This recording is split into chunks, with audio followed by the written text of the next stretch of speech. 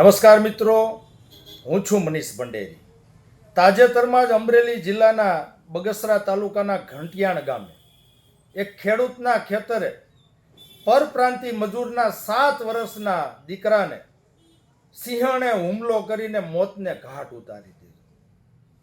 આવા બનાવો અમરેલી જિલ્લાની અંદર અવારનવાર બને છે. વન્ય હિંસક પ્રાણીઓ સિંહ દીપડા રેવન્યુ વિસ્તારની અંદર ગામડાઓની અંદર આવી જાય છે, છતાં પણ આ ગુજરાતની આ ભાજપ સરકાર અને એમનું જંગલ ખાતું છે એમની આંખો ઉઘડતી નથી. તો મારા ગુજરાતની ભાજપ સરકારને કેવું છે, ગુજરાતમાં તમારું 32 વર્ષથી શાસન હોય, એક હતું શાસન હોય, છતાં પણ આવા વન્ય હિંસક પ્રાણીઓના ભોગ ખેડૂતો અને ખેત મજૂરો છે બનતા રહે છે.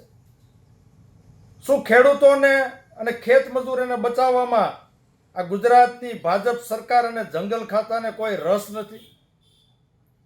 વળી જંગલના હિંસક પ્રાણીઓ સિંહ અને દીપડા રેવન્યુ વિસ્તારમાં આવી જાય, ખેડૂત ઉપર કે ખેત મજૂર ઉપર હુમલો કરે અને સામે જો સ્વ બચાવમાં ખેડૂત કે ખેત મજૂર પ્રતિકાર કરે અને આ વન્ય હિંસક પ્રાણી સિંહ કે દીપડાનું મોત થાય તો ખેડૂત ઉપર અને ખેત મજૂર ઉપર કેસ કરવામાં આવે છે, એને લાંબા સમયગાળાની જેલની સજા આપવામાં આવે છે, આકરો દંડ આપવામાં આવે છે.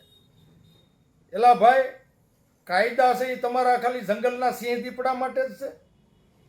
સિંહ દીપડાને તમારે બચાવવા છે તો શું આ ખેડૂત અને ખેત મજૂરને નથી બચાવવા? જો તમારું જંગલનો હિંસક પ્રાણી કોઈ પણ સિંહ હોય કે દીપડો હોય કે અન્ય કોઈ પ્રાણી હોય એ ખેડૂત ઉપર કે ખેત મજૂર ઉપર હુમલો કરે અને ખેડૂતને કે ખેત મજૂરને મોતને ઘાટ ઉતારી દે તો એની ઉપર કાંઈ ગુનો નહીં? સરકાર ઉપર કાંઈ ગુનો નહીં? જંગલ ખાતાના અધિકારીઓ ઉપર ગુનો નહીં? એટલે મારે ગુજરાતની ભાજપ સરકારને કહેવું છે, હવે તમે ચેતી જાજો. આ તમારા વન્ય હિંસક પ્રાણીઓ જે છે સિંહ ને દીપડા, એને તમારી સરકારી હદમાં તમારા જંગલ ખાતાની હદમાં રાખજો. હવે જો રેવન્યુ વિસ્તારમાં આવ્યા અને કોઈ પણ ખેડૂતો ઉપર કે ખેત મજૂરો ઉપર હિંસક હુમલો કરશે તો સ્વ બચાવ માટે આ ખેડૂત અને ખેત મજૂર હથિયાર ઉપાડવા પણ મજબૂર બનશે. એટલે મારે ગુજરાત સરકારને કહેવું, આ ગુજરાતના ખેડૂતો અને ખેત મજૂરો જે હિંસક પ્રાણીઓની સામે ઝઝૂમી રહ્યા છે, એમની સામે પ્રતિકાર કરી રહ્યા છે, એનો યોગ્ય નિકાલ કરો. તમારા જંગલ ખાતાના જે હિંસક પ્રાણીઓ છે એને જંગલની હદમાં રાખો.